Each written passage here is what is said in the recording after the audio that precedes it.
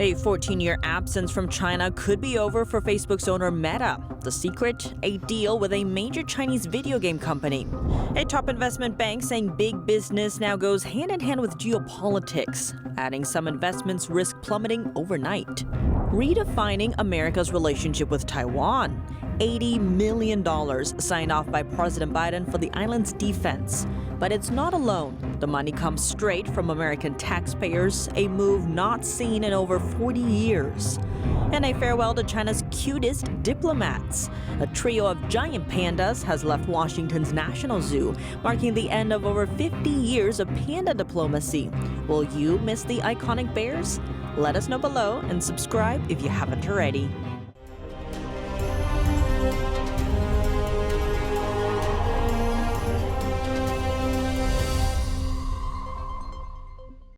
Welcome to China in Focus. I'm Tiffany Meyer. After being shut out of China for 14 years, Facebook is finding a way back into the huge market. According to the Wall Street Journal, owner Meta has reportedly cut a deal to sell its virtual reality headset there. NTD reached out to Meta for comment but did not hear back before airtime. The company reportedly signed the deal with Chinese tech giant Tencent. Under it, Tencent would become the exclusive seller of Meta's VR headset, set to hit shelves in 2024.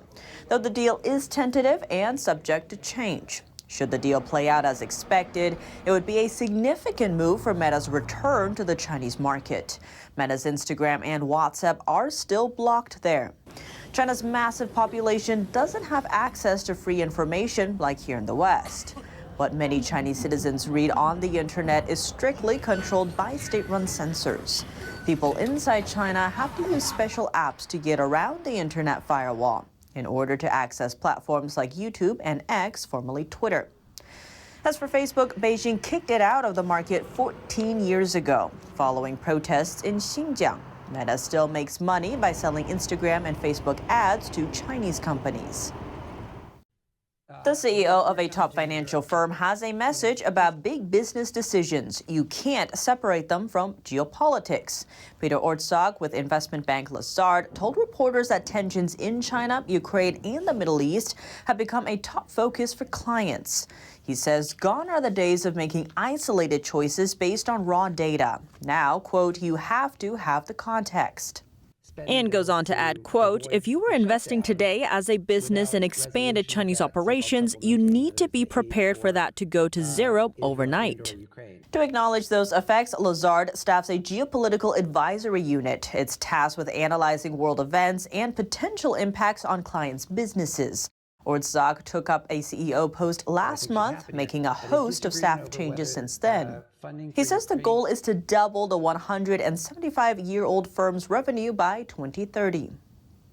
As China continues flexing its military might near Taiwan, the U.S. appears to be shifting its strategy. President Biden recently signing off on an $80 million grant to Taiwan to buy American military equipment.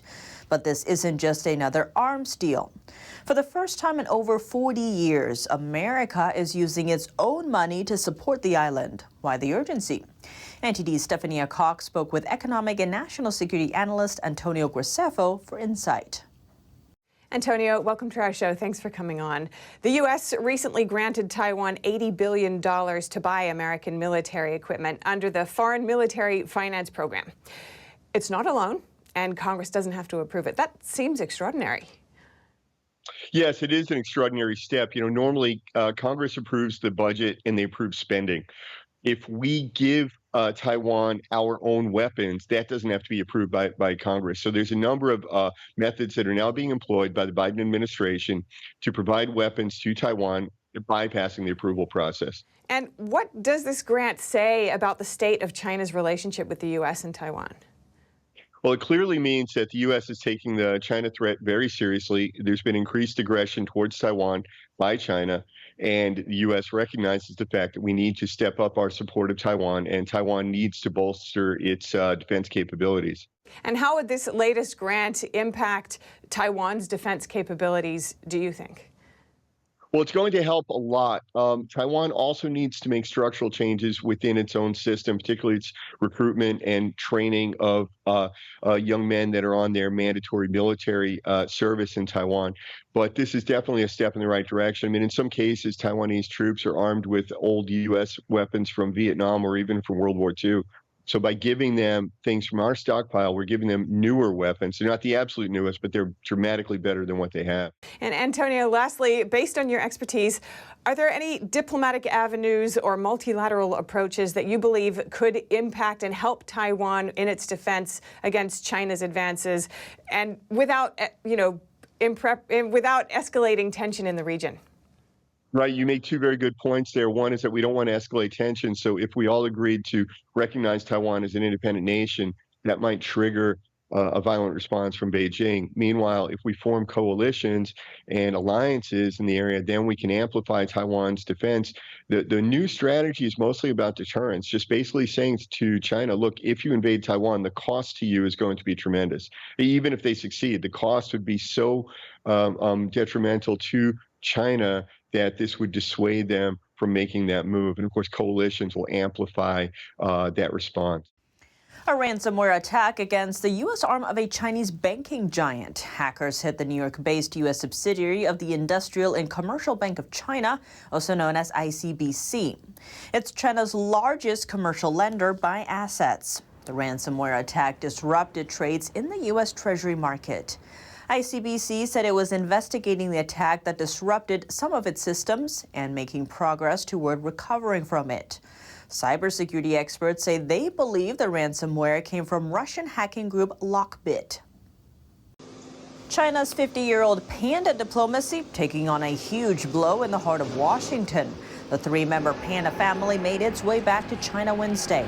Of all for the gift of the panda. The two parents ventured across the Pacific Ocean to the United States 23 years ago, calling the Smithsonian National Zoo home ever since.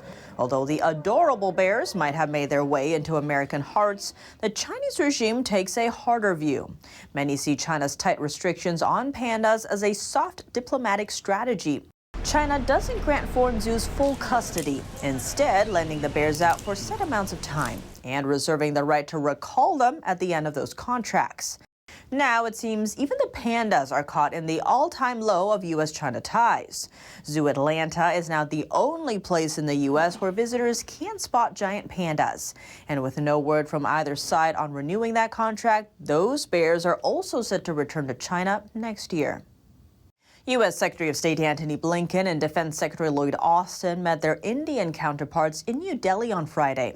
At the top of their agenda, security in the Indo-Pacific region and aggression from the Chinese regime. Watch. We are promoting a free and open, prosperous, secure, and resilient Indo-Pacific, including by strengthening our partnership through the Quad with Japan and Australia. Defense Secretary Lloyd Austin added that the U.S. is looking forward to strengthening the defense partnership between the two countries.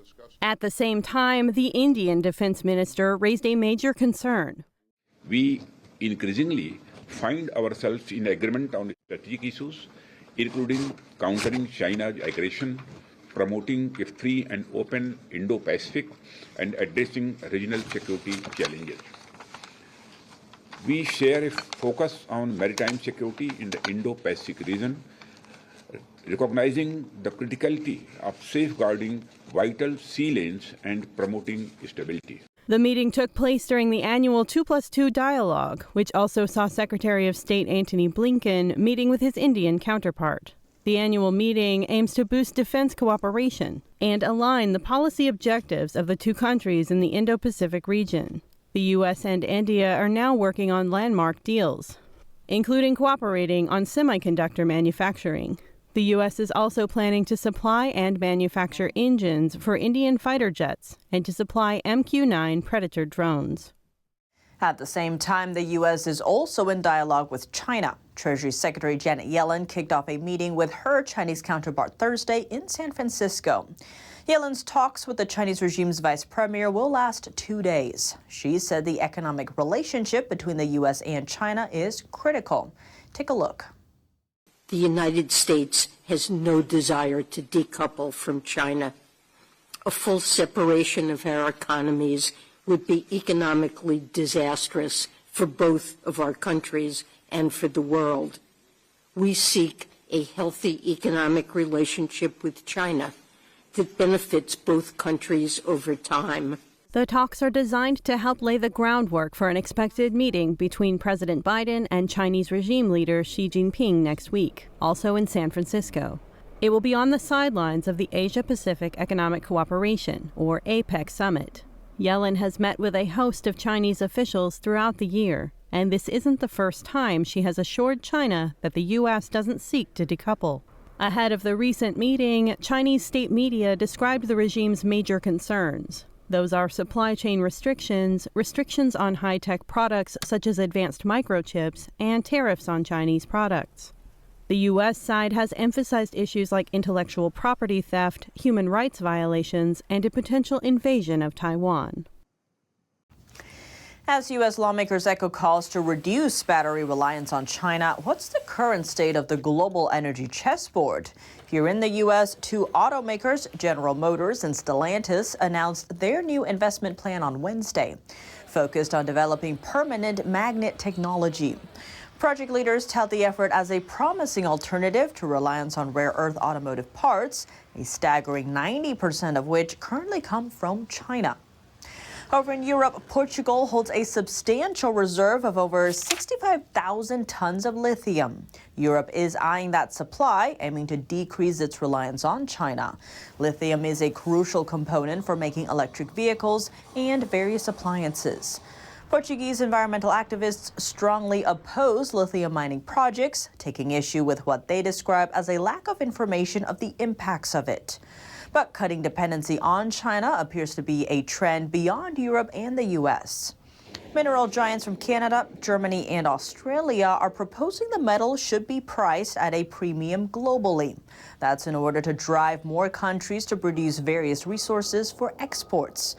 Although manufacturers might face higher production costs in order to shift away from China, right now, they say the focus is on quality and consistency of supply. Back to the U.S., Republicans are also calling for the Department of Veterans Affairs to decrease reliance on China for medical supplies. The situation caught public attention during the pandemic, highlighted by a shortage of masks and other life-saving gear. In a letter, the chairman of the China Select Committee and the Veterans Affairs Committee cautioned the VA about the lack of sufficient domestic production, warning that China could exploit that weakness and that it risks putting Americans in danger during future emergencies. The VA acknowledged the letter and said they are working to respond. Souring relations between Japan and China now seem snagged on koi fish. Exports of the fish from Japan to China have come to a halt as the permit for the trade expired at the end of last month. Japanese officials said Japan submitted the necessary documents way ahead of the deadline, but heard nothing back. So far, we haven't received any information from the Chinese side regarding the current status of the procedure or the reasons for it. So the Ministry of Agriculture, Forestry, and Fisheries are continuing to reach out to China and the authorities. Japanese officials say they will continue to approach China in order to resume the koi trade. The fish, appreciated as swimming jewels, represent good luck in life and business. In recent years, koi have become hugely popular in China and elsewhere in Asia. Japan's koi exports doubled over the past decade. 1/5 of them were shipped to China. That's all for today's China in Focus on YouTube. We're now sharing a shortened version of our program here after being demonetized for more than 2 years. Last month, YouTube removed our demonetization status, but reimposed it days later. If you'd like to support us, subscribe to our partner platform, Epic TV, or consider donating. Find us at donorbox.org/China-in-focus. Here's what to look out for in our second half. Is the Chinese Communist Party killing off its future? Besides a demographic disaster, China is also staring down the barrel at a real estate crisis. That property sector once making up about 1/3 of the nation's GDP. It's where much of the wealth of the Chinese people is invested, and that wealth is going to disappear overnight.